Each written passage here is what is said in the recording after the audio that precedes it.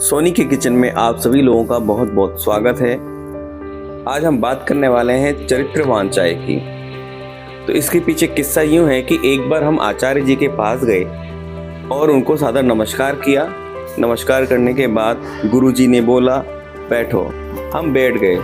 बैठने के बाद में जैसा कि हमारे भारत देश में प्रचलित है चाय, तो उन्होंने भी हमें चाय का ऑफ़र दिया और उन्होंने पूछा हमसे कि आप चरित्रहीन चाय पिएंगे या चरित्रवान चाय पिएंगे। अब हम कन्फ्यूजन में आ गए कि चरित्रवान चाय पीनी चाहिए, चरित्रहीन पीनी चाहिए।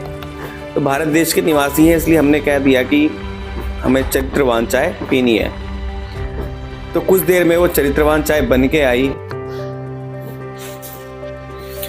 ताजुब की बात ये थी कि वो चाय कुल्हड़ में आई। अब हम सोच में पड़ गए कि इतने बड़े आदमी और हमें कुल्हड़ में चाय पिला रहे हैं। तो मुझसे रहा नहीं गया और मैंने पूछा, तो गुरुजी आपने बताया नहीं कि चरित्रवान चाय कैसी होती है।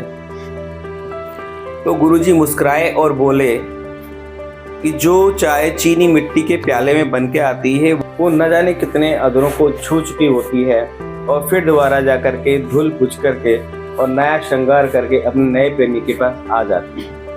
लेकिन जो चरित्रवान चाय होती है वो कुल्हड़ में, वो मिट्टी के प्याले में आती है और सिर्फ एक ही बार अपने प्रेमी के अधरों को छूती है।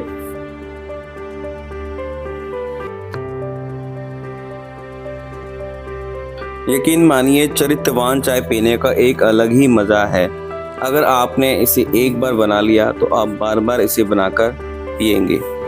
तो मैं आशा करता हूँ कि आप लोगों को समझ में आया होगा कि चरित्रवान चाय क्या होती है। और इस वीडियो के माध्यम से आपने देखा भी है कि किस तरीके से चरित्रवान चाय बनाई जाती है। आप लोग भी इस तरीके से बनाएं और इसका आनंद लें। अगर आप लोग कुछ पूछना चाहते हैं तो कमेंट करके पूछ सकते हैं।